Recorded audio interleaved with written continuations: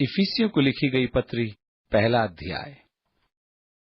पौलुस की ओर से, जो परमेश्वर की इच्छा से यीशु मसीह का प्रेरित है, उन पवित्र और मसीह यीशु में विश्वासी लोगों के नाम जो इफिसुस में हैं। मान लीजिए कि यह पत्री आप लिख रहे हैं। पौलुस का नाम हटा दे और अपना नाम लिख दे, सुरेश, जो परमेश्वर की इच्छा से सर्विस स्टेशन पर काम करता है। जॉनी, जो परमेश्वर की इच्छा से कंपनी में काम करता है। आप देखें, सभी प्रेरित होने के लिए बुलाए नहीं गए हैं। सभी पासवान या सभी प्रचारक होने के लिए नहीं बुलाए गए हैं। जिस काम के लिए परमेश्वर ने आपको नहीं बुलाया और जिस काम के लिए परमेश्वर ने आपको सुसज्जित नहीं किया है, उस काम को करना उचित नहीं है। मुझे यह वाक्य पसंद नहीं कि वह परमेश्वर की सबसे बड़ी बुलाहट का अनुसरण कर रहा है। यह किसी भी सेवकाई के संदर्भ में हो सकता है। सेवकाई या प्रचार करना सबसे बड़ी बुलाहट ही है। ठीक यही बात एक मिशनरी बनने पर लागू होती है। यह भी परमेश्वर की बड़ी बुलाहट है। जिस काम को करने के लिए परमेश्वर ने आपको बुलाया है और सुसज्जित किया है, वही काम आपके जीवन के लिए परमेश्वर की सबसे बड़ी बुलाहट है। आपको यह नहीं सोचना चाहिए कि आप स्वर्ग के राज्य में कम स्तर के नागरिक होंगे क्योंकि आप पृथ्वी पर सर्विस स्टेशन पर थे या सेक्रेटरी थे या नर्स थे। यह परमेश्वर ने आपको एक गृहिणी बनने योग्य ही बनाया। परमेश्वर ने आपको चाहे जिस काम के लिए बुलाया है, उसी में आपको प्रसन्न रहना चाहिए, न कि अपराध का आभास आपके पास हो और आप ये सोचने लगें कि मैं पूर्ण समय प्रभु की सेवा नहीं करता। परमेश्वर का धन्यवाद करें कि उसने आपको पीड़ा, बेइज्जती और दुखों से बचाकर रखा है, जिनसे परमेश्वर के सेवकों को प्राय गुजरना पड़ता है। इसलिए पौलुस यहाँ अपनी बुलाहट के बारे में घोषणा करता है कि मैं जो कुछ भी हूँ, परमेश्वर की इच्छा से हूँ। मैं कई वर्षों तक मुसीबत में था क्योंकि मैं सोचता था कि मैं परमेश्वर की इच्छा से एक सुसमाचार प्रचारक हूँ, जो वास्तव में मैं नहीं था। परमेश्वर ने मुझे सुसमाचार प्रचारक बनने के लिए नहीं बुलाया था। इसलिए मेरे सारे प्रयत्न एकदम व्यर्थ, निराशाजनक और विफल सिद्ध हुए। जब तक मैंने अपनी कलीसिया का ये आदर्श विचार त्याग न दिया कि सुसमाचार प्रचार ही सबसे बड़ी बुलाहट है और परमेश्वर द्वारा मेरा अभिषेक किया जाना कि मैं परमेश्वर की इच्छा से एक पास्टर एवं शिक्षक ठहराया गया हूँ, तब मुझे अपनी सेवकाई में सच्ची संतुष्टि का अनुभव होने लगा। अब तक मेरे लिए परमेश्वर की सेवकाई कठिन थी। मैं पिसा जा रहा था और धक्का देने वाली सेवकाई कर रहा था क्योंकि यह परमेश्वर की इच्छा से नहीं थी। और आपको मालूम कि परमेश्वर की इच्छा के विरुद्ध काम करना संसार में सबसे कठिन काम होता है। पवित्र शास्त्र बाइबल कहती है कि अपने बुलाए और चुने जाने को निश्चित कर रहे और ये जाने कि परमेश्वर की इच्छा आपके लिए क्या है, क्योंकि यदि आप परमेश्वर की इच्छा से कोई काम करते हैं तो आप आनंदित होंगे और जो कुछ करेंगे उसमें आपको संतुष्टि मिलेगी। मैं जवानों को सदा प्रोत्साहित करता हूं कि ऐसा काम ढूंढें जिसको करने में उन्हें आनंद आता हो और सीखें कि उससे अपनी जीविका कैसे चलानी चाहिए। यदि आपका काम पसीना बहाने वाला हो तो आप दुखी हो जाएंगे, क्योंकि आपके जीवन का तीसरा हिस्सा उस नौकरी पर खर्च हो जाएगा और आप सोचेंगे कि आपका काम नीरस है और आप प्रतीक्षा करेंगे कि कब दिन समाप्त हो जाए और आप अपने घर चले जाएं। पहली आयत में पौलुस कहता है, पौलुस की ओर से, जो परमेश्वर की इच्छा से यीशु मसीह का प्रेरित है, उन पवित्र लोगों के नाम जो इफिसुस में हैं। हो सकता है कि आप कहें, आहा, अच्छा है कि मैं इफिसुस की कलीसिया में नहीं हूँ। यहाँ जिस भाग से आप अलग हैं वह इफिसुस की कलीसिया का भाग है। दुख की बात तो यह है कि कलीसिया ने कुछ विशेष कारणों से कुछ विशेष लोगों को संत या पवित्र लोग ठहरा दिया है। कलीसिया कभी किसी को संत नहीं बनाती, क्योंकि संतों का निर्माण करने वाला तो केवल प्रभु ही है। प्रभु की नजर में हम सब संत हैं, अर्थात पवित्र लोग। यदि आप उससे प्रेम रखते हैं और उसका अनुसरण करते हैं तो यह उच्च मसीहियों की श्रेणी नहीं है। ये तो उन लोगों के लिए है जो प्रभु से प्रेम रखते हैं और उस पर विश्वास करते हैं। ये एक सामान्य उपाधि है। हम में से हर एक को इस पत्री से जोड़ते हुए पौलुस अब आगे कहता है, उन पवित्र और मसीह यीशु में विश्वासी लोगों के नाम। इसलिए यह पत्री आपके लिए भी है। यह पहला पद इस पूरी पत्री का निचोड़ है। इसलिए इस पत्री को पढ़ते समय एक कलम रखें और उन सब बातों को रेखांकित करें जिन्हें परमेश्वर ने मसीह के द्वारा आपके जीवन में किया है, और तब आप ये समझ पाएंगे जिसके द्वारा, जिसमें, उसके द्वारा, जिसके द्वारा, और वे सारी चीजें जो यीशु मसीह के द्वारा आपके पास हैं और आपको मिली हैं, कितनी अद्भुत और कितनी बड़ी बड़ी हैं। परमेश्वर आपके साथ और क्या करने जा रहा है, इसलिए जैसे जैसे आप इस पत्री को पढ़ेंगे वैसे वैसे आप रेखांकित करते जाएं, जिससे कि आपको पीछे की बातें याद रखने में सहायता मिले। दूसरी आयत, हमारे पिता परमेश्वर और प्रभु यीशु मसीह की ओर से तुम्हें अनुग्रह और शांति मिलती रहे। अनुग्रह और शांति नए नियम में हमेशा साथ साथ रखे गए हैं, क्योंकि आप परमेश्वर की शांति को तब तक नहीं जान पाएंगे जब तक कि आपको अनुग्रह का अनुभव न हो। कई वर्षों तक मैं मसीह अनुभव में तो चलता रहा, परंतु मैंने शांति नहीं पाई, क्योंकि परमेश्वर से मेरा संबंध सेवकाई तक ही सीमित था। मेरे कठोर प्रयास करने पर भी मुझे शांति नहीं मिली, और तब तक मुझे उद्धार का पक्का आश्वासन भी नहीं था। और जब मैंने अनुग्रह को पाया तब मुझे अपने उद्धार का निश्चय हुआ और मैंने बड़ी शांति पाई, जो कि मनोहर थी। शायद यही एक कारण है कि अब मैं अपनी सेवकाई में परमेश्वर के अनुग्रह पर जोर देता हूँ, क्योंकि कई वर्ष तक प्रभु की सेवा करते रहने के बाद अनुग्रह के द्वारा ही मेरे जीवन में शांति और आशीषें आई हैं। प्रभु यीशु मसीह के नाम के बारे में बहुत से लोग ये सोचते हैं कि ये 3 नाम हैं, पहला, बीच का और अंत का, जो कि ऐसा नहीं है। यीशु नाम यूनानी नाम है और इब्रानी में यशुआ, जिसका अर्थ है यहोवा उद्धार है, जिसकी स्वर संधि या संक्षेपण करने पर यशुआ हो जाता है।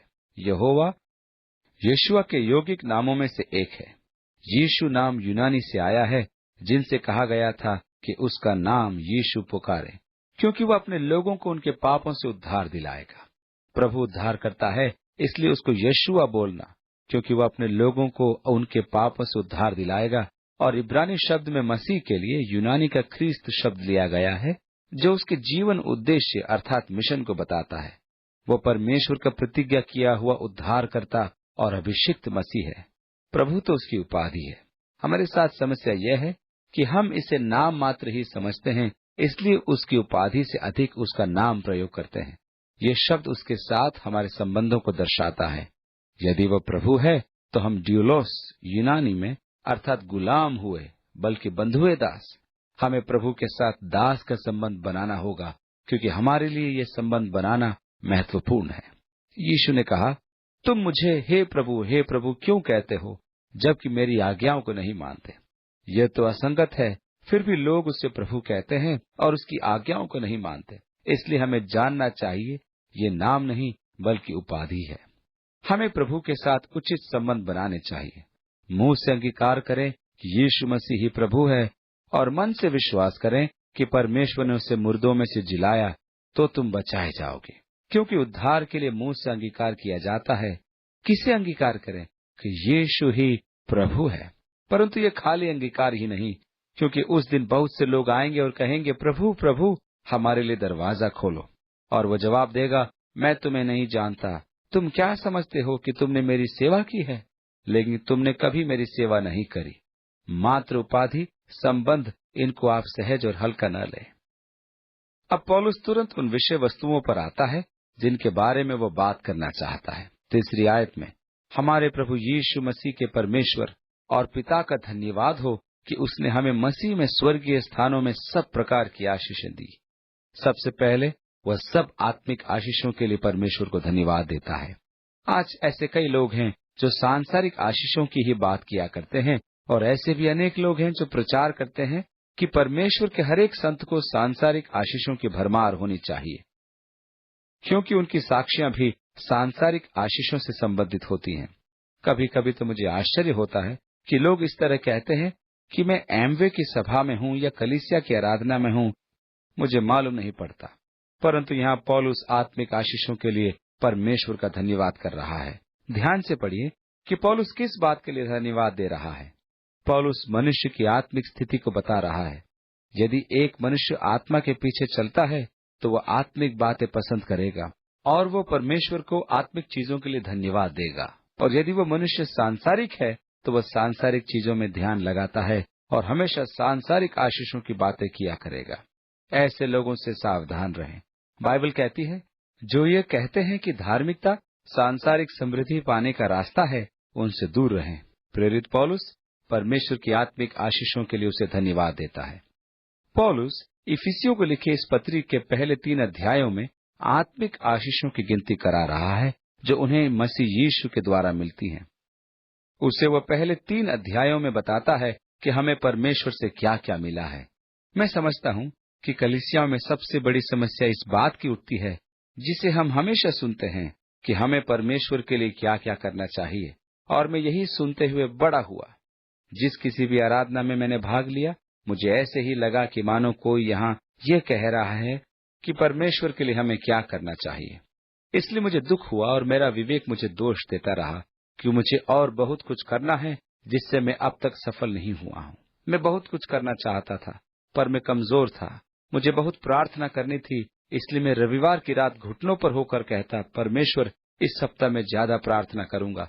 और जब मैं नहीं कर पाता था, तब मैं स्वयं को अपराधी महसूस करता था और दूसरे रविवार की रात फिर से घुटनों पर होकर अपने पिछले सप्ताह की नाकामयाबी पर पश्चाताप करता था। मैं चाहता तो था कि जितना ज्यादा हो सके बाइबल पढूं, पर पढ़ नहीं पाता था। मैं चाहता था कि ज्यादा से ज्यादा गवाही दूं, पर दे नहीं पाता था। इसलिए मेरा अंतःकरण मुझे कोसता ही रहता था। मेरी विफलता का कारण केवल इतना ही था कि मैं परमेश्वर के लिए जो करना चाहता था वो नहीं कर पाता था। मेरी समस्या का आधा भाग तो ये था कि मैं नहीं जानता था कि कैसे करूं।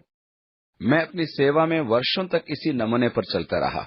मैं लोगों को बताया करता था कि परमेश्वर के लिए कुछ करना है। मैं अपनी सेवकाई के आरंभिक वर्षों में लोगों से कुपित रहता था, क्योंकि मैं प्रचारक बनना चाहता था, जिसे कलीसियाएं उस समय ऊंचा स्थान देती थी। मैं आत्माओं को बचाना चाहता था, क्योंकि इसकी सूचना मुझे देनी पड़ती थी कि बीते महीने मैंने कितनी आत्माएं बचाईं। शून्य लिखना बड़ी लज्जा की बात होती थी। यदि आप आत्मा नहीं बचा पाए तो धार्मिक लोग और बिशप आपको कभी भी मान्यता नहीं देते। इसलिए मैंने प्रचार के लिए विशेष प्रभावी प्रवचन तैयार किए थे। मेरा मतलब था कि बड़े से बड़े पापी का भी मन परिवर्तन कर सकूं और वे अपना जीवन यीशु मसीह को देने की प्रेरणा पाएं, ऐसी मेरी बड़ी इच्छा थी। मैं कलीसियाओं की सभा में इन विशेष प्रवचनों की शक्ति के साथ जाता था, जिन्हें कोई अस्वीकार नहीं कर सकता था। मैं सभाओं में जाकर चारों ओर देखता था कि भवन में कोई पापी है कि नहीं। मैं सबको नाम से जानता था। अब क्या किया जाए? यहाँ तो कोई पापी नहीं है जिसे ये शक्तिशाली प्रवचन सुनाया जाए। प्रवचन को बदला भी नहीं जा सकता था, क्योंकि मेरे पास देने के लिए कोई और प्रवचन था ही नहीं। अब मुझे ये शक्तिशाली प्रवचन इन सब संतों को ही सुनाना पड़ता था। ये निराशाजनक स्थिति थी, जिसका दोष मैं उन संतों के ऊपर डाल दिया करता था। मैं उनसे कहता था कि तुम परमेश्वर के सम्मुख कैसे असफल हो गए।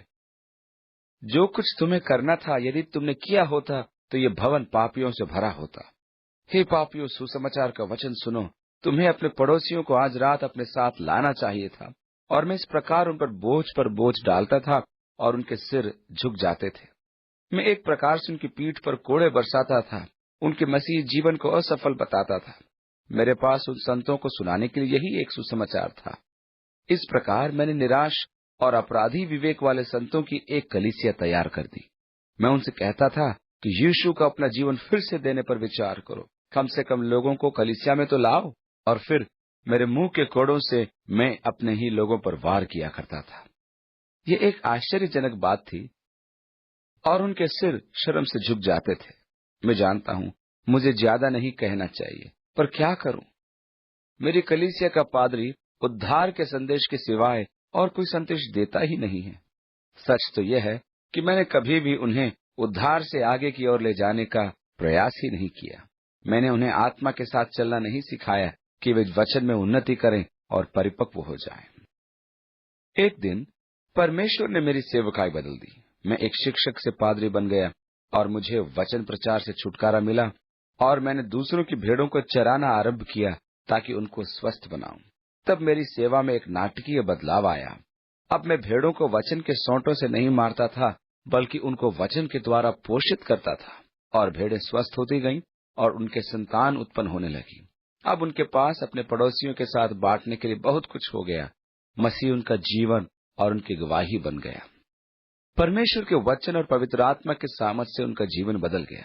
वे गवाह बन गए और उनकी गवाहियां पड़ोसियों में फैलने लगी और वे आराधना में आने लगे कि बचाए जाएं। इस तरह कलीसिया आशीष पाकर बढ़ने लगी।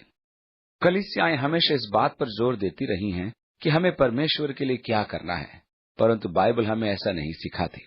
बाइबल सिखाती है कि परमेश्वर ने आपके लिए क्या किया। परमेश्वर का धन्यवाद हो जिसने हमें सारी आत्मिक आशीषें दी हैं। ये बताने के लिए कि परमेश्वर ने हमारे लिए क्या किया है, पौलुस इन्हें 3 अध्यायों में लिखता है और तब वो कहता है, उसकी पवित्र बुलाहट के अनुसार चलना सीखो। वह ये नहीं कहता कि परमेश्वर के लिए आपको क्या करना चाहिए, जब तक कि वह ये स्पष्ट न कर दे कि परमेश्वर ने आपके लिए क्या किया है। यही उचित क्रम है, क्योंकि परमेश्वर जो हमारे लिए कर चुका है, उनके बिना आप वह नहीं हो सकते जो आपको होना है।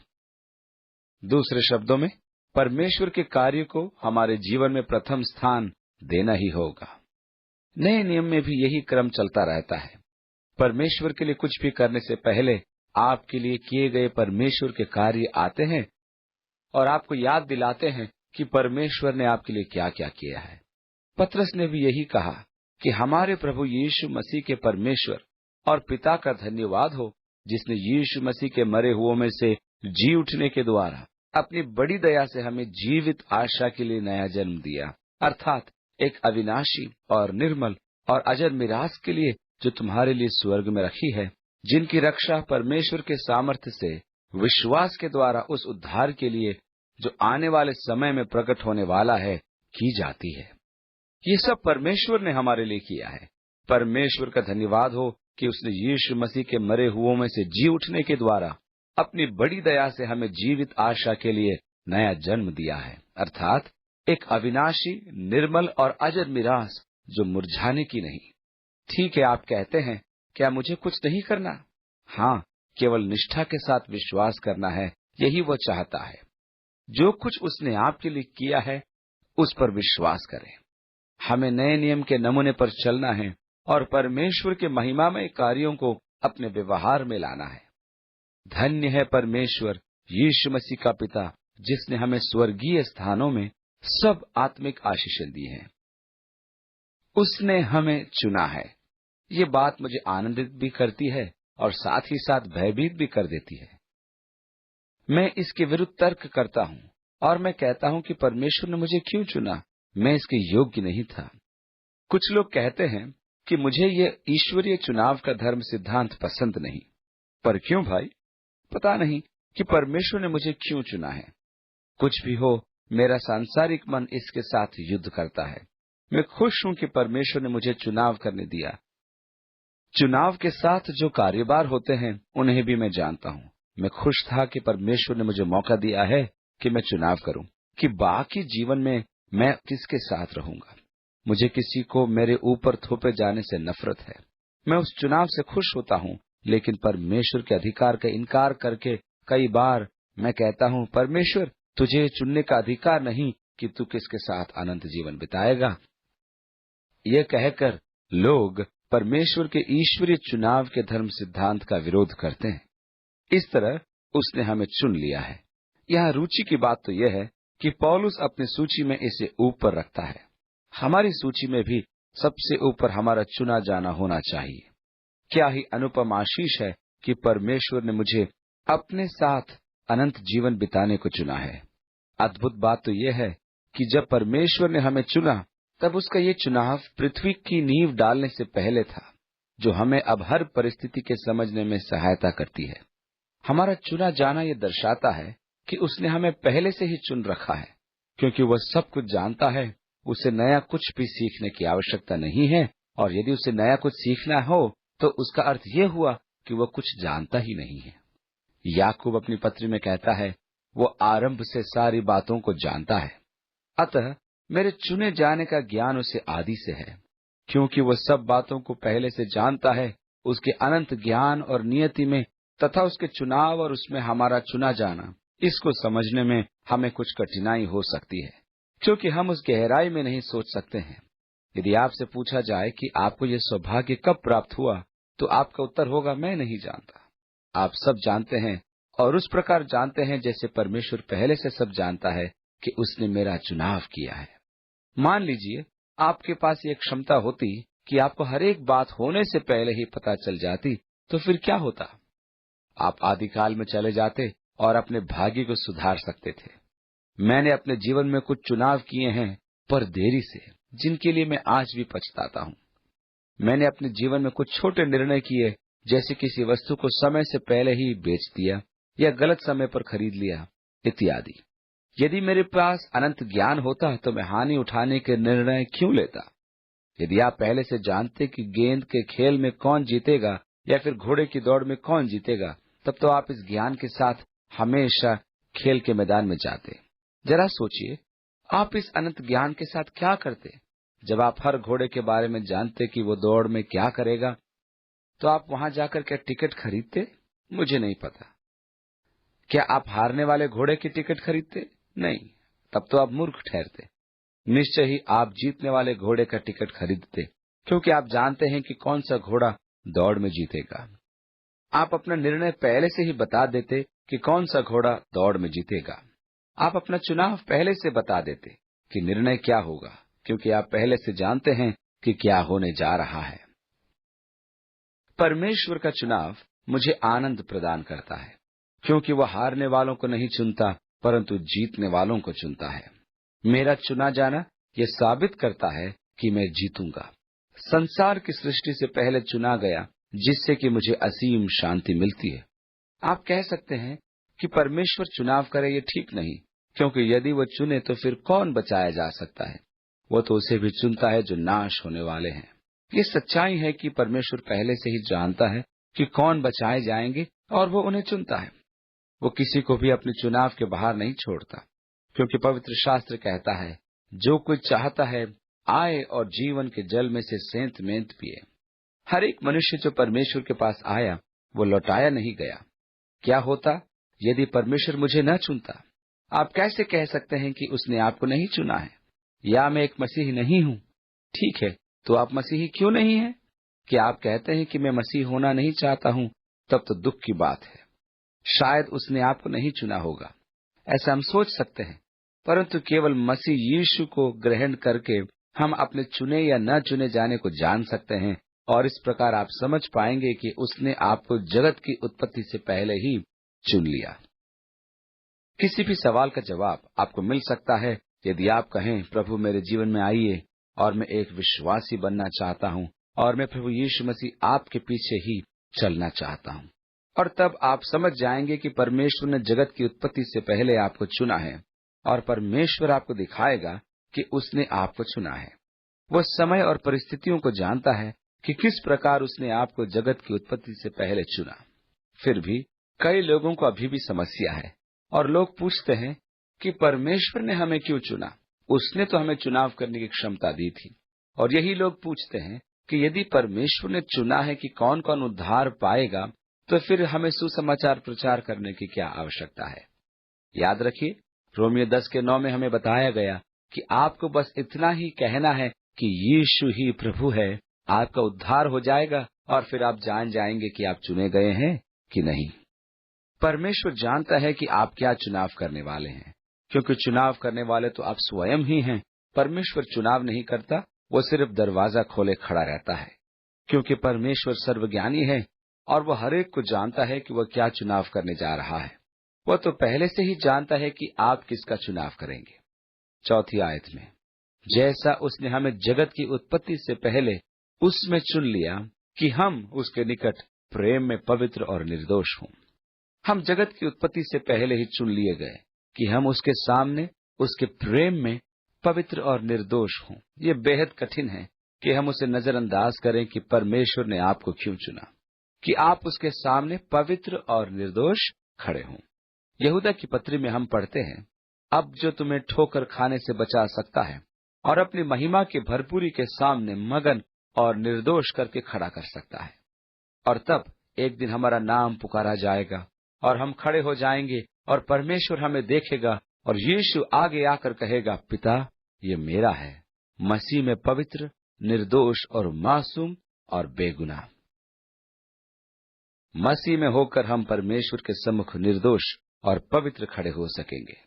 ये सब हमारे कामों के कारण नहीं, ये हमारे प्रयत्नों के द्वारा नहीं, ये तो परमेश्वर का नियम है कि वो हमें यीशु मसीह में होकर स्वीकार करे।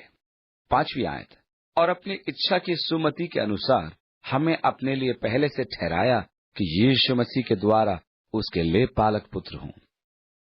ये वह नियम है जिसमें यीशु मसीह मुझे परमेश्वर के सामने प्रस्तुत करने जा रहा है, क्योंकि उसने मेरे सारे दोष अपने पर उठा लिए और मेरे गुनाहों को उठा लिया और उनकी कीमत चुकाई तथा दंड सहा, और वो मुझे परमेश्वर के सामने अपनी धार्मिकता में प्रस्तुत करने जा रहा है, क्योंकि परमेश्वर ने ही उसे, जो पाप से अनजान था, पापी ठहराया, ताकि हम उसके द्वारा परमेश्वर की धार्मिकता बन जाएं। परमेश्वर के पास हमारे जीवन के लिए पूर्व योजना थी कि हम उसकी संतान ग्रहण किए जाएं। हम रोमियो के नाम पत्री में देखते हैं कि हम परमेश्वर के संतान ग्रहण किए गए हैं। मसीह यीशु इकलौता पुत्र है, लेकिन परमेश्वर की पूर्व योजना के अनुसार हम यीशु मसीह में उसके द्वारा ग्रहण किए गए संतान हैं। ये तेरी ही सुइच्छा से थी। ये एक ऐसा वाक्य है जो बार बार आएगा, जिसे हमें समझना होगा। ये तेरी ही सुइच्छा से थी। प्रकाशित वाक्य में प्राचीन परमेश्वर से कहते हैं, तू ही महिमा, आदर और सामर्थ के योग्य है, क्योंकि तू ही ने सब वस्तुएं रची हैं। वे तेरी ही इच्छा से थीं और सृजी गईं। परमेश्वर ने आपको चुना है। परमेश्वर की ही पूर्व योजना से आप उसके संतान हुए कि आपकी अपनी स्वतंत्र इच्छा और आज्ञाकारिता द्वारा उसको आनंद मिले, ताकि आप उसके विश्वास योग्य और आज्ञाकारी संतान बने, जिसमें परमेश्वर पिता को घमंड हो। याद करें, जब अय्यूब की पुस्तक में परमेश्वर के पुत्र परमेश्वर के सामने उपस्थित हुए, तो उनमें शैतान भी था। तब परमेश्वर ने शैतान से पूछा, तू कहां से आता है? शैतान ने उत्तर दिया, मैं पृथ्वी पर इधर उधर डोलते डालते आया हूं। परमेश्वर ने शैतान से पूछा, क्या तूने मेरे दास अय्यूब पर ध्यान दिया है? क्या वह अच्छा मनुष्य नहीं है, खरा और सीधा और मेरा भय मानने वाला और बुराई से दूर रहने वाला? शैतान ने उत्तर दिया, मैंने उसे देखा है, लेकिन तूने उसके चारों ओर बाड़ा बांधा है। मैं उसके पास नहीं जा सकता। तूने उसको आशीष दी है और वह धनवान हो गया है। कौन तेरी सेवा न करेगा? यदि तू इतना सब कुछ किसी को दे, वो वास्तव में तुझसे मिलने वाली संपत्ति से प्रेम करता है, तुझसे नहीं। अब तो बस मुझे उसे छूने दे, तब वह तेरे मुंह पर तेरी निंदा करेगा। परमेश्वर ने शैतान से कहा, सुन, जो कुछ उसका है वह सब तेरे हाथ में है। तू केवल उसके शरीर पर हाथ में लगाना। और फिर अय्यूब से उसके बच्चे, धन दौलत और मित्र सब के सब ले लिए गए। तब एक और समय आया कि परमेश्वर के पुत्र परमेश्वर के सम्मुख वापस उपस्थित हुए, और उनके बीच में शैतान भी उपस्थित हुआ। शैतान से परमेश्वर ने पूछा, तू कहां से आता है? शैतान ने उत्तर दिया, इधर उधर डोलते डालते आया हूं। परमेश्वर ने शैतान से पूछा, क्या तूने मेरे दास अय्यूब पर ध्यान दिया है? इस प्रकार शैतान ने अय्यूब का सब कुछ ले लिया। अंत में अय्यूब भूमि पर गिरा और दंडवत करके कहा, मैं संसार में नंगा आया और वहीं नंगा लौट जाऊंगा। परमेश्वर ने दिया और परमेश्वर ने लिया, परमेश्वर का नाम धन्य हो। और इन सब बातों में भी अय्यूब ने न तो पाप किया और न ही परमेश्वर पर मूर्खता से दोष लगाया। अब परमेश्वर फिर कहता है, क्या तूने मेरे दास अय्यूब पर ध्यान दिया? उसके तुल्य खरा और सीधा और मेरा भय मानने वाला और बुराई से दूर रहने वाला कोई नहीं है। अय्यूब ने परमेश्वर में घमंड किया, जिससे परमेश्वर आनंदित हुआ, और यही परमेश्वर आपके जीवनों में करना चाहता है, ताकि आपकी अपनी स्वतंत्र इच्छा और आज्ञाकारिता के द्वारा परमेश्वर को आनंद मिले। परमेश्वर ने मसीह में हमें स्वीकार किया है। अब मैं न रहा। मैं ऊपर जाकर ये नहीं कह सकता, मैं पास्टर फलाना हूं और मेरा ये पहचान पत्र है, मैं अंदर आना चाहता हूं, कृपया मुझे स्वीकार करें, क्योंकि मैंने 30 साल आपकी सेवा करी है। मैं अपने आप से स्वीकार नहीं किया जाता हूं, परंतु मसीह में स्वीकार किया जाता हूं। और जब मैं परमेश्वर के सम्मुख खड़ा होऊंगा, तब मैं मसीह में होकर खड़ा होऊंगा, उसके लहू के द्वारा और उसके अनुग्रह की बहुतायत के द्वारा, जिसमें हमें छुटकारा और पापों की क्षमा मिली है। 6 आयत से आगे, कि उसके उस अनुग्रह की महिमा की स्तुति हो, जिससे उसने हमें उस प्यार में सेंत में दिया। हमको उसमें उसके लहू के द्वारा छुटकारा, अर्थात अपराधों की क्षमा, उसके उस अनुग्रह के धन के अनुसार मिला है। अर्थात यीशु के लहू के द्वारा हमें उद्धार मिला है। उद्धार का अर्थ है किसी वस्तु को वापस खरीद लेना। यहाँ उसका उद्देश्य यह है कि गुलाम खरीद लिया जाए, जो स्वयं अपना कर्ज नहीं चुका सकता, क्योंकि उसको गुलामी में बेच दिया गया था और वह स्वयं अपना कर्जा नहीं चुका सकता था। तब उसी समय कोई आया जिसने इसका कर्ज चुका दिया। उसने इसे मुक्ति दिलाई, अर्थात मैं कर्जदार था, मैं पाप की गुलामी में था और बेच दिया गया था, परंतु मेरा कर्ज यीशु मसीह ने चुका दिया। उसने मुझे शारीरिक लालसाओं की गुलामी से मुक्त करा दिया, ताकि मैं परमेश्वर का संतान बन जाऊं, जिसे यीशु मसीह के लहू द्वारा क्षमा किया जा चुका है। उसने अनुग्रह की बहुतायत से हमारे पापों को क्षमा किया। वाह, उसकी ये क्षमा कितनी महान है! उसका यह अनुग्रह हमारे लिए सारी बुद्धि और विवेक से भरपूर है। 8वीं आयत में, जिसे उसने सारे ज्ञान और समझ के साथ हम पर बहुतायत से किया, कि उसने अपनी इच्छा का भेद उस सुमति के अनुसार हमें बताया, जिसे उसने अपने आप में ठान लिया था।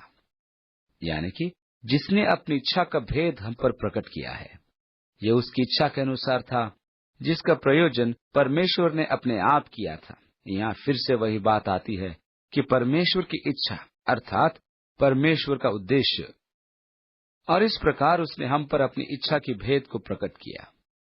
10वीं आयत, कि समयों के पूरे होने का ऐसा प्रबंध हो कि जो कुछ स्वर्ग में है और जो कुछ पृथ्वी पर है, सब कुछ वो मसीह में एकत्र करे। जब समय का काल चक्र पूरा हो जाएगा और मानव इतिहास का अंत होगा, तब वह स्वर्ग और पृथ्वी की सब वस्तुओं को मसीह वरन स्वयं में एकत्रित करेगा। परमेश्वर की इच्छा है कि सारी सृष्टि को फिर से यीशु मसीह के आज्ञा पालन और अधीनता में लाए। आदि में परमेश्वर ने आकाश और पृथ्वी की सृष्टि की। तब केवल एक ही शासन था और सारी सृष्टि उसकी अधीनता में थी, और वो ज्योति और जीवन का मनोहर संसार था। लेकिन एक दिन उसकी महिमामय सृष्टि अर्थात प्राणियों में से एक ने, जो सुंदरता, बुद्धि और हर बात में संपूर्ण एवं सिद्ध था, सोचा कि मैं भी परमेश्वर के तुल्य बन जाऊंगा। वो अपने आप को अन्य सब स्वर्गदूतों से ऊंचा करना चाहता था। वह परमेश्वर बनना चाहता था, और इस विचार से, जो परमेश्वर की इच्छा के विरुद्ध था, संसार में एक दूसरा शासक शैतान आया, जिसका शासन मृत्यु और अंधकार का था। उसका ये शासन परमेश्वर के शासन के विरोध में था तथा इसका विद्रोही था। इस तरह भले और बुरे में संघर्ष शुरू हुआ। हम उस समय में पृथ्वी पर पैदा हुए जब ये विद्रोह का केंद्र बन चुका था। हम आत्मिक विद्रोह के समय पैदा हुए, इसलिए हम अपने आप में विद्रोह महसूस करते हैं। वचन कहता है कि मैं वह नहीं करता जो मुझे करना चाहिए, परंतु वही करता हूँ जो नहीं करना चाहिए, और मैं अपने आप को एक संघर्ष की स्थिति में पाता हूँ। मैं इस थके संसार को देखता हूँ तो मैं इसे संघर्ष में ही पाता हूँ, और संघर्ष के बाद का दुख, तकलीफ, लड़ाई, झगड़े को देखता हूँ, जो परमेश्वर के विरुद्ध विद्रोह करने से आया, और मनुष्य उस विद्रोह में फंस गया, और वह परमेश्वर की इच्छा अनुसार इस संसार में जीवन व्यतीत नहीं करता है। हम गीत गाते हैं, प्रेम प्रेम प्रेम, परंतु अपने पड़ोसी से प्रेम नहीं कर पाते। परमेश्वर पुकार कर कह रहा है, लेकिन मनुष्य उसके स्तर का जीवन नहीं बिताते। इसलिए संघर्ष और संसार के संकट हमारे चारों ओर होते हैं। ये सब सुलझ सकते हैं यदि हम परमेश्वर की इच्छा अनुसार जीवन व्यतीत करें। परमेश्वर का धन्यवाद हो कि एक दिन शैतान नरक में डाला जाएगा, और वे सब भी जिन्होंने विद्रोह उसके साथ किया था, वे सब ज्योति से दूर बाहर अंधकार में डाले जाएंगे। जिन्होंने ज्योति से ज्यादा अंधकार को पसंद किया, उनको अनंत अंधकार में सदा के लिए डाल दिया जाएगा। तब इस संसार में परमेश्वर एक बार फिर अपना शासन स्थापित करेगा और सबको मसीह में इकट्ठा करेगा। जब समय पूरा होगा और सब कुछ उसके अर्थात पुत्र के अधीन कर देगा, ताकि हम शांति और महिमा के साथ इस संसार में रहें। सब उसकी संगति में एक बार फिर आएंगे। वह कितना मनोहर संसार होगा, कितना महान होगा उस संसार में रहना जो यीशु मसीह के अधीन होगा, जब समय पूरा हो जाएगा और परमेश्वर सबको मसीह में इकट्ठा करेगा। 11वीं आयत, उसी में जिसमें हम भी उसी की मनसा से, जो अपनी इच्छा के मत के अनुसार सब कुछ करता है, पहले से ठहराए जाकर मिरास बने। उसी में हमने विरासत या मिरास पाई है, उसकी पूर्व नियोजित इच्छा के अनुसार। यदि हम उसके संतान हैं तो वारिस भी हैं, और मसीह के संगी वारिस भी। और ये मसीह के द्वारा है कि हम उसके अनंत राज्य के और उस राज्य की संपदा के वारिस हैं। वे मेरे हैं और मैं उनका आनंद लूंगा, और मेरा आनंद कभी समाप्त न होगा। उसी में ही सारी विरासत पूर्व नियोजन के कारण मेरी हो गई, जो अपनी सुइच्छा के अनुसार कार्य करता है। परमेश्वर को किसी से पूछने की आवश्यकता नहीं, वह सब अपनी इच्छा से करता है। उसकी इच्छा पूरी होती है। परमेश्वर की इच्छा पूरी होती है, कभी टूटती नहीं। धन्यवाद परमेश्वर कि आपने ऐसी योजना बनाई कि मैं स्वर्ग में आपके साथ सहभागी हो जाऊं। उसकी ही इच्छा थी और वो उसको पूरा करेगा।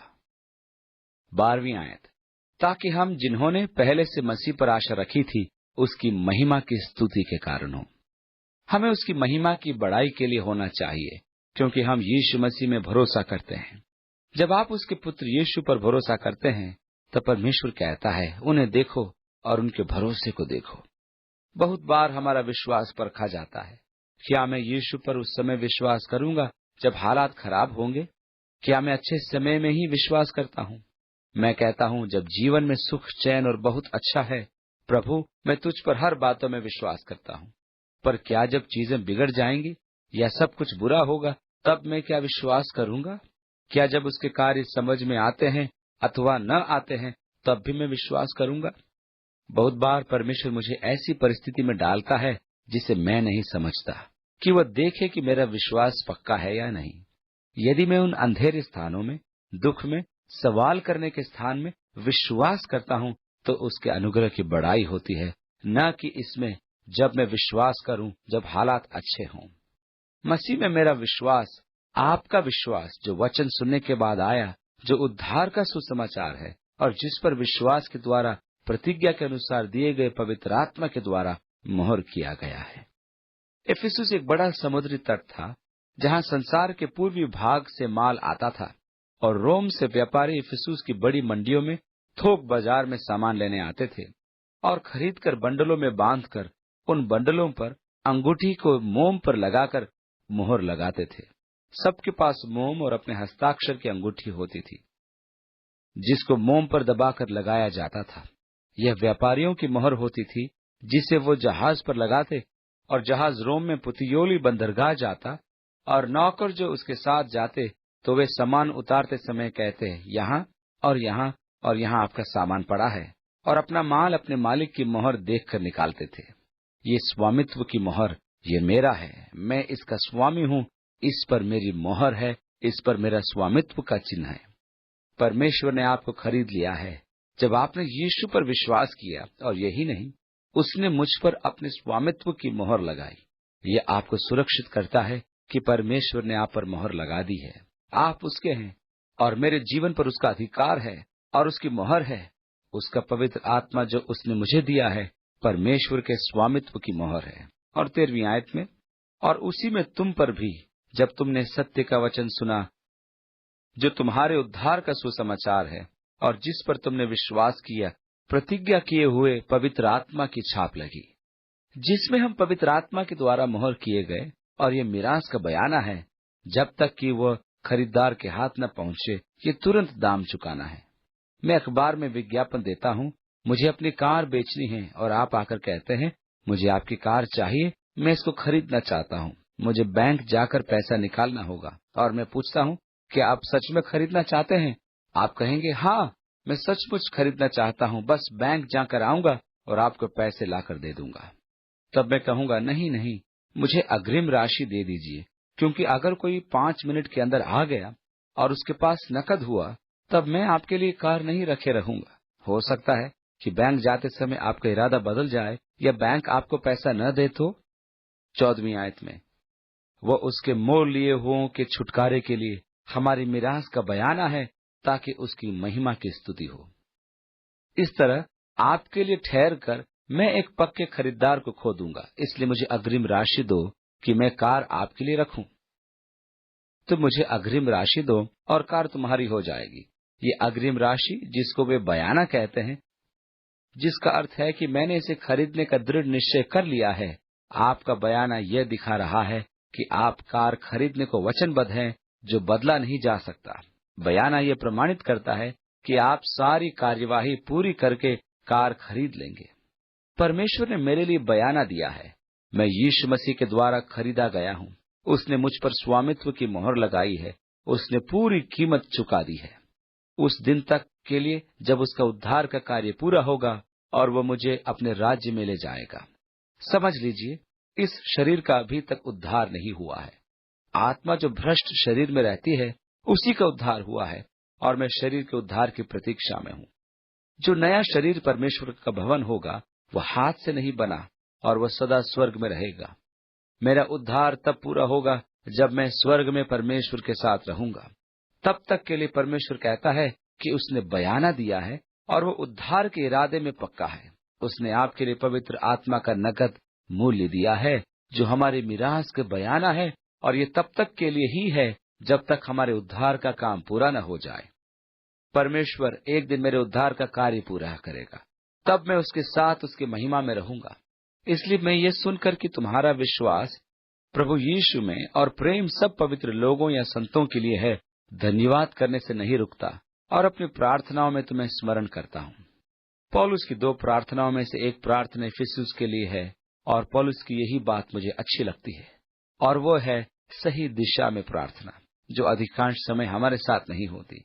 कई बार हम प्रार्थना बिना किसी दिशा के करते हैं जो दिल से नहीं होती। 15वीं आयत में, इस कारण मैं भी उस विश्वास का समाचार सुनकर जो तुम लोगों में प्रभु यीशु पर है और सब पवित्र लोगों पर प्रकट है।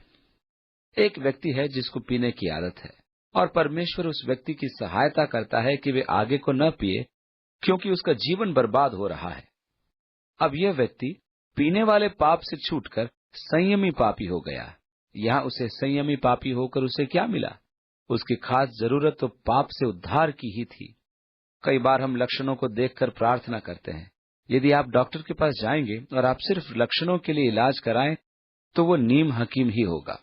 परंतु यदि आप कहें, डॉक्टर साहब मुझे चक्कर आ रहा है और मेरा सिर दुख रहा है और रक्तचाप बढ़ रहा है, तब डॉक्टर आपको एस्प्रिन देगा। 2 महीने बाद आप कहते हैं कि मुझे एस्प्रिन से कोई फायदा नहीं हो रहा, तब डॉक्टर आपको इससे ज्यादा ताकत वाली दवाई देगा। परंतु यदि ये लक्षण का इलाज चलता रहे और आपका रक्तचाप वैसा का वैसा ही रहे, तो ये नीम हकीम ही हुआ। इसी तरह से हम लक्षण को देखकर प्रार्थना करते हैं जो दिल तक नहीं जाती। कई बार हम प्रार्थना करते हैं और चाहते हैं कि परमेश्वर दूर ही रहे और हमारा काम भी हो जाए।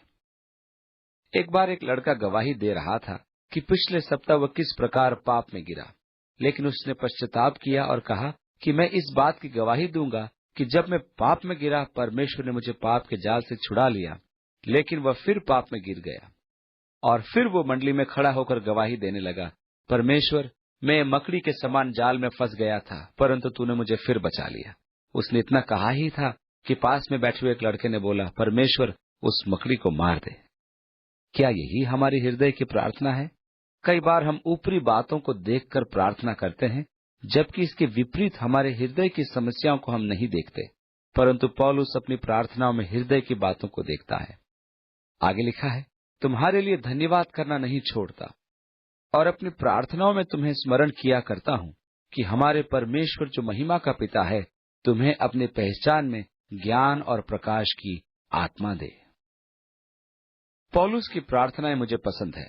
वो प्रार्थना करता है कि प्रभु यीशु मसीह का परमेश्वर, महिमा का पिता, तुम्हें बुद्धि और प्रकाशन के ज्ञान की आत्मा दे। ये मुमकिन नहीं कि हर कोई परमेश्वर का ज्ञान प्राप्त करे, और इस तरह की गलत धारणा लोगों में पाई जाती है। आप परमेश्वर को ढूंढने से नहीं पा सकते।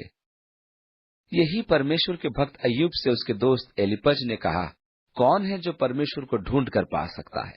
कोई भी नहीं। परमेश्वर ने प्रकटीकरण के द्वारा अपने आप को प्रकट किया है। इसलिए जब तक पवित्र आत्मा आपके हृदयों को खोलकर प्रकट न करे, तब तक आप परमेश्वर को जान नहीं सकते। हम अपने बौद्धिक ज्ञान के द्वारा परमेश्वर को जान नहीं सकते। पवित्र आत्मा के प्रकटीकरण की बहुत ही आवश्यकता है। परमेश्वर के पास कोई नहीं जा सकता, परंतु केवल आत्मा के द्वारा ही परमेश्वर के पास जा सकता है। स्वाभाविक या सांसारिक मनुष्य आत्मिक बातों को जान या देख नहीं सकता है, क्योंकि परमेश्वर का वचन कहता है कि परमेश्वर आत्मा है, और जो उसकी आराधना करते हैं वे आत्मा और सच्चाई से करें। ये स्वाभाविक मनुष्य के लिए असंभव है। ये पवित्र आत्मा का ही काम है जो हमें प्रकटीकरण, बुद्धि, ज्ञान और परमेश्वर को जानने की समझ प्रदान करता है। जब मैं परमेश्वर को जानता हूँ तो मेरी आंखें खुल जाती है और उसकी बुलाहट की आशा को जान जाता हूँ। पहली चीज जिसके लिए पौलुस उत्साहित था वो यह थी कि उसे परमेश्वर में चुना गया था। काश आप भी ये जान पाते कि परमेश्वर ने आपको अपनी संतान होने के लिए बुलाया है। आपकी आशा क्या है? तब फिर आपको मृत्यु का भय नहीं होता। हमारे पास मृत्यु का एक भयानक चित्र होता है। हम कहते हैं, कितने शर्म की बात है, वो तो जवान था, उसने अभी देखा ही क्या था। सारा जीवन उसके सामने था, फिर उसका जीवन इतनी जल्दी क्यों ले लिया गया? इस तरह के कई विचार हम करते हैं। ये इसलिए होता है कि हम विश्वास की पूरी बुलाहट के बारे में नहीं जानते।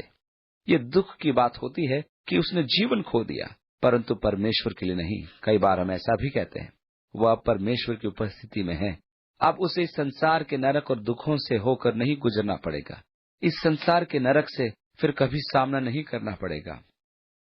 जिनका उद्धार नहीं हुआ है वे स्वर्ग को कभी नहीं देखेंगे।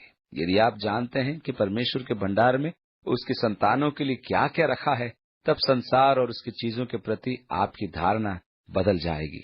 पौलुस इसलिए कहता है, हे परमेश्वर, वे संसार की चीजों में इतने लिप्त हो गए हैं, उनकी सहायता कीजिए कि वे विमुख न हो जाएं। और वह हृदय से प्रार्थना करता है। वे नहीं जानते कि परमेश्वर ने उनके लिए क्या रखा है। वे निराश हैं क्योंकि उन्होंने परमेश्वर की महिमा को नहीं जाना जो उन पर प्रकट होने वाली है। परमेश्वर ने अपनी आशा की बुलाहट को उन पर प्रकट कर दिया कि वे जाने कि उनके लिए तूने क्या रखा है जो अंत में उनको मिलने वाली है। सिकंदर महान हिमालय पर्वत से होकर भारत को जीतने के लिए भारत की ओर बढ़ रहा था, और एक बार उसने एक जवान को देखा जिसका घोड़ा बोझ से दबा जा रहा था और चल नहीं पा रहा था, परंतु वह जवान उस घोड़े की मदद कर रहा था और घोड़ा ठोकर खाकर गिर गया। तब उस जवान ने घोड़े पर लदा हुआ सारा सामान अपने स्वयं के कंधे पर उठा लिया और चलने का प्रयास करने लगा। इस जवान को देखकर सिकंदर महान अत्यधिक जिज्ञासु हुआ कि इन बोरों में ऐसा क्या होगा जिसे वह जवान स्वयं उठाकर ले जाने का अत्यधिक प्रयास कर रहा है। वह उन्हें सड़क के किनारे छोड़ क्यों नहीं देता? इसलिए सिकंदर महान उस जवान के पास गया और पूछा, जवान, इन बोरों में ऐसा क्या है जिन्हें उठाने की तुम कड़ी मेहनत कर रहे हो? जवान ने उससे देखा और कहा, महोदय, इन बोरों में सिकंदर महान का खजाना ले जा रहा हूं। सिकंदर महान ने सिर हिलाया और उस जवान से कहा, मैं बहुत खुश हूं। जब हम वहां पड़ाव डालेंगे तब तुम इसे अपने तंबू में ले जाना। आज से ये तुम्हारा हो गया। आप जानते हैं कि ये सुनते ही बोझ हल्का लगने लगा। अब अचानक ये भारी बोझ बड़ा नहीं रह गया था, क्योंकि अब ये मेरा था। प्रभु कहता है, जब हम पड़ाव डालेंगे ये सब तुम्हारा होगा। तुम्हारी बुलाहट की आशा, परमेश्वर के राज्य की महान समृद्धि, जब मैं जानूंगा कि मेरे लिए क्या प्रतीक्षा कर रहे हैं, मैं आपको बताता हूं, ये सब मुझे शक्ति, ऊर्जा और हिम्मत देते हैं। बस हमें अपनी बुलाहट की आशा को जानना है। यदि आप केवल यह जानते कि संतों के लिए विरासत में क्या रखा है, तो सब कुछ आपके लिए आसान हो जाएगा। अभी ध्यान दें, वह यहाँ की विरासत के बारे में बात नहीं कर रहा है, परंतु उस विरासत के बारे में बात कर रहा है जो एक भेद की बात है। 18वीं आयत से आगे, और तुम्हारे मन की आंखें ज्योतिर्मय हों कि तुम जान लो कि उसके बुलाने से कैसी आशा होती है, और पवित्र लोगों में उसकी मीरास की महिमा का धन कैसा है, और उसकी सामर्थ हमारी ओर जो विश्वास करते हैं कितनी महान है, उसकी शक्ति के प्रभाव के उस कार्य के अनुसार। यदि आप केवल ये जानते कि परमेश्वर ने कितना धन आपके लिए रखा है, तो आप अवश्य इसके बारे में सोचते कि आपने कितना धन परमेश्वर में रखा है। लेकिन परमेश्वर आपके लिए रखता है। आपको याद है, यीशु ने कहा था, परमेश्वर का राज्य खेत में छिपे हुए धन के समान है। धन आप हैं, और वो मनुष्य जिसने अपना सब कुछ उस खेत को खरीदने में लगा दिया कि वह धन उसे ही मिले, वो यीशु है। पतरस कहता है, हम उसके निजी धन हैं।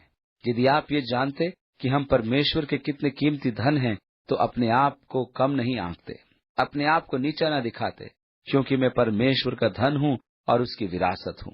परमेश्वर मेरा मूल्य जानता है और मुझे धन समझता है। वो कोई सौदा नहीं करता, परंतु उसको ये पसंद है सभी संतों में उसकी विरासत की महिमा का धन, और तुम्हारे जीवन में जो बड़ा सामर्थ्य परमेश्वर ने दिया है, अगर आप जानते तो उसके बड़े कामों पर विश्वास कर। यदि आप ये जानते कि उन साधनों अर्थात उसकी शक्ति और शांति को जो परमेश्वर की संतान होने पर मिले हैं और वे आपके हैं, तो आप सचमुच धन्य हो जाते। 21वीं आयत में, सब प्रकार की प्रधानता और अधिकार और सामर्थ और प्रभुता के और हर एक नाम के ऊपर जो न केवल इस लोक में पर आने वाले में भी लिया जाएगा, बैठाया और सब कुछ उसके पांवों तले कर दिया, और उसको सब वस्तुओं पर शिरोमणि ठहराकर कलीसिया को दे दिया। ये महान साधन आपके बन जाते हैं। हे परमेश्वर, सहायता कर कि तुझ पर विश्वास करके हम उन साधनों को जाने और उस शक्ति को जो हमारे लिए तूने रखी है। वही सामर्थ जिसने मसीह को मृतकों में से जीवित किया और अपने दाहिने ओर बिठाया, वही पवित्र आत्मा का सामर्थ जिसने यीशु को मृतकों में से जिलाया हमारे अंदर वास करता है और हमारे नश्वर शरीर को जिंदा करता है। काश कि आप जानते कि परमेश्वर के आत्मा का सामर्थ्य कितना महान है कि उसने मसीह को स्वर्गीय स्थानों में सब प्रधानताओं, अधिकार, सामर्थ्यों और प्रभुताओं के ऊपर रखा है। यही आत्मिक संसार की श्रेणियां भी हैं। मसीह इन सब आत्मिक श्रेणियों से ऊपर है और सब नामों से ऊपर है, न केवल इस संसार में पर आने वाले संसार में भी। ये स्थान और स्थिति परमेश्वर ने मसीह को दी है।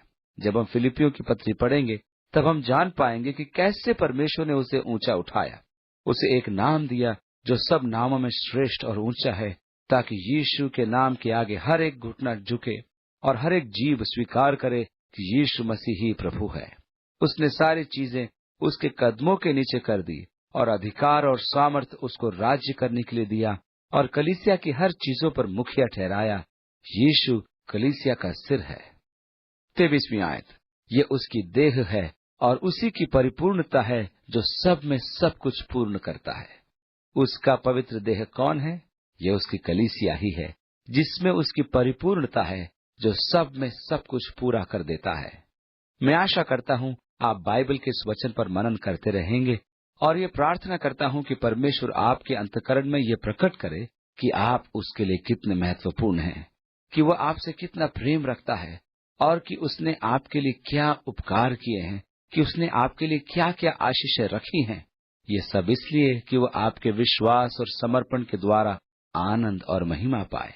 मैं प्रार्थना करता हूँ कि आपका आने वाला समय वह समय हो जो प्रभु यीशु मसीह की सहभागिता से परिपूर्ण हो और आप अपने जीवन में पवित्र आत्मा के पहचान और उसके कार्यों के बोध से पूरे हो जाएं और आप अपनी मन मर्जी में चलना छोड़कर उसकी मर्जी के अनुसार चलने लगे। मैं एक मूल्य देकर खरीदा गया हूँ, मेरा बयाना दे जा चुका है और मैं उसके द्वारा अपने छुटकारे की प्रतीक्षा कर रहा हूँ। अब मैं उसकी अपनी निजी संपत्ति हूँ।